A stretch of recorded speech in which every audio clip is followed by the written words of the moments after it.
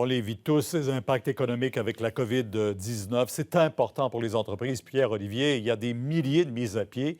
Quels conseils peut-on donner, par exemple, à ceux là, qui se retrouvent tout à coup, comme ça, là, mis à pied? Sans travail, mise à pied temporaire, des milliers de Québécois qui sont touchés. On peut parler des travailleurs, des entrepreneurs aussi qui sont actuellement devant l'inconnu.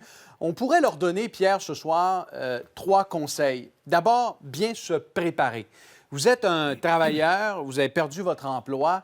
D'abord, dressez la liste de vos créanciers. Lâchez un coup de fil à votre propriétaire, lui demander si ce n'est pas possible de retarder un paiement ou encore demander à votre prêteur, si automobile, là, vous avez un prêt automobile, vous êtes en location, est-ce qu'il y a des mesures qui ont été déployées? Ça vous aide à dresser votre portrait financier et mesurer peut-être la quantité de liquidité dont vous aurez besoin. Vous êtes entrepreneur, vous faites la même chose, vous préparez, vous appelez votre bailleur, le propriétaire de votre bâtiment, vos fournisseurs, voyons ce qu'il est capable de faire et ensuite vous contactez votre institution financière pour savoir où je m'en vais. Et votre institution financière va être très contente parce que j'ai parlé à plusieurs banquiers aujourd'hui de savoir que vous êtes bien préparés, que vous avez un portrait de la situation.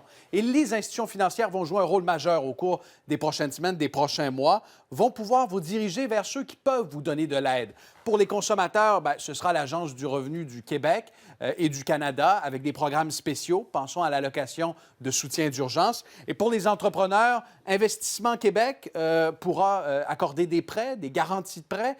Et BDC, la Banque de développement du Canada, déjà a annoncé à plusieurs entrepreneurs qu'elle rendait disponible l'équivalent de 2 millions de dollars en prêts sans intérêt pour les 12 prochains mois. Ce sont des mesures absolument exceptionnelles. Et sachez que les banquiers, à l'heure actuelle, selon toute vraisemblance, démontrent énormément de flexibilité. Et pour des milliers de travailleurs, le ciel est tombé sur leur tête au cours des dernières heures. Les plus récents chiffres démontrent que depuis une semaine et demie, il y a plus de 900 000 Canadiens qui ont demandé l'assurance-emploi. Aujourd'hui, Air Transat a mis à pied temporairement l'équivalent de 70 de sa force de travail, 3 600 employés. CAE, géant de l'aérospatiale, a annoncé une réduction des salaires de ses employés, 10 pour ses employés, jusqu'à 50 de baisse de salaire pour ses hauts dirigeants, Pierre. Oui, les banques canadiennes qui diffusent maintenant les premières prévisions de chômage et on en aura pour un certain temps. Oui, très certainement. Première prévision de la TD là, qui fait état d'un PIB en recul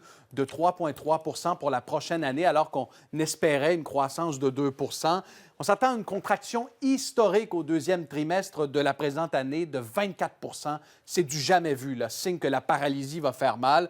Un pic de chômage à autour de 10 mais ça pourrait augmenter à mesure que de nouvelles informations nous parviennent. Tout dépendra du temps requis pour déployer des mesures sanitaires et freiner la propagation.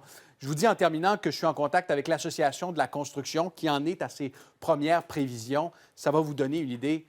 Pierre, l'industrie va perdre 1 milliard de dollars chaque semaine durant la fermeture des chantiers. C'est absolument énorme et ça représente des milliers d'emplois. Dire qu'il y a 2 semaines, vous nous parliez de pénurie de main-d'œuvre. C'est chose du passé.